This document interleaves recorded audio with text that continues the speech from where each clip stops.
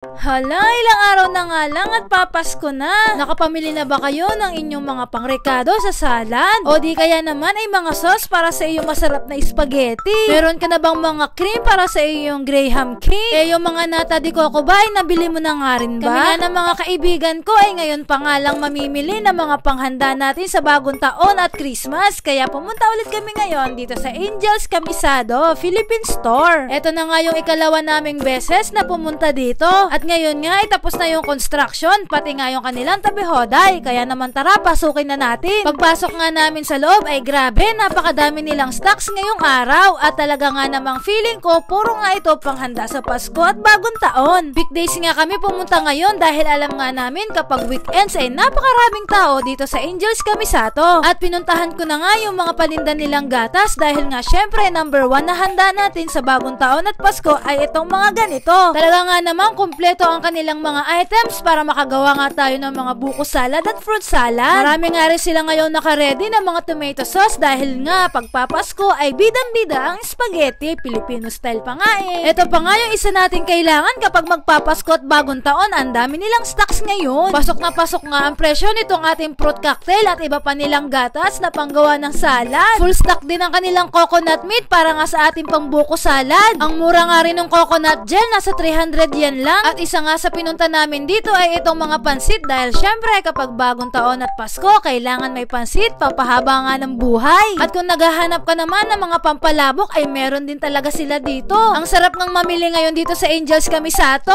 At eto nga pala si Tita, sila yung may-ari nitong Angel's Camisado Philippine Store. Hello!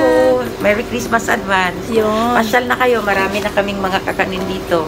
Nakakatakam nga yung mga kakanin nila ngayon. Bukas maglilitsyon kami ng manok, may mga belly.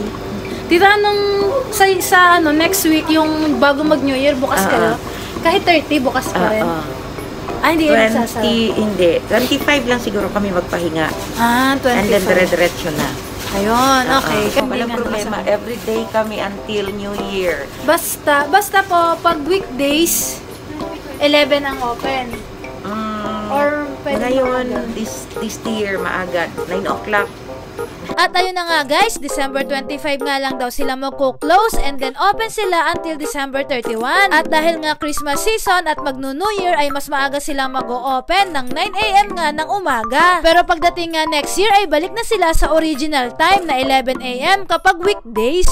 At eto nga yung available nila na napakasarap na kakanin. May kasaba, may sapin-sapin at leche plan. Grabe, ikaw na nga lang ang mahihirapang mamili. Naghahanap ka naman ng mga marinated bangus, mga rellenong bangus, mga dugo. Aba ay meron sila dito kaya ano pang hinihintay ninyo? Pumunta na kayo at baka kayo ay maubusan. At kahit nga weekdays guys ay talaga nga naman dating yung mga namimili dito. Naghanap nga rin pala ako guys ng tilapia dahil balak nga naming mag-inihaw sa bagong taon. Kaya naman perfect na perfect. Ang dami lang stock ngayon. Meron nga din sila guys tulingan at saka galunggong kaya naman ako'y nalilito kung ano nga bang gusto kong kunin. Pero dahil nga inihaw na tilapia ang napag-usapan, syempre stick tayo sa ating tilapia at eto nga yung mga price ng mga isda nila dito. Dalawa na nga kagad tilapia ang kinuha ko dahil 450 yan nga lang ito at tamang-tama sa aming pagbabangi. Meron pa nga silang papaya at puso ng saging at ang sarap ngang partnera nitong tuyong ito kaya guys, pumunta na talaga kayo dito. Nakakatuwa nga at ang bait ni Tita dahil nung unang punta namin, hindi namin siya nakita. Kaya eto, ang dami nga naming tinatanong sa kanya. Tinanong nga namin kung palagi bang open yung kanilang tabi-hoday at ngayong taon nga ay hindi. Pero next year nga ay palagi silang open. Tapos nakita nga rin pala namin dito na meron din silang pabalikbayan box. At in fairness nga dun sa kanilang pabalikbayan box, mas mura sila kaysa dun sa aming ginagamit. Kaya tiningnan ko na nga rin yung size ng kanilang jumbo box at no weight limit nga rin daw ito. Kung gusto nyo nga malaman yung price list nila para dito sa mga pabalikbayan box ay i-comment nyo nga lang dito at isesend ko sa inyo. Hi!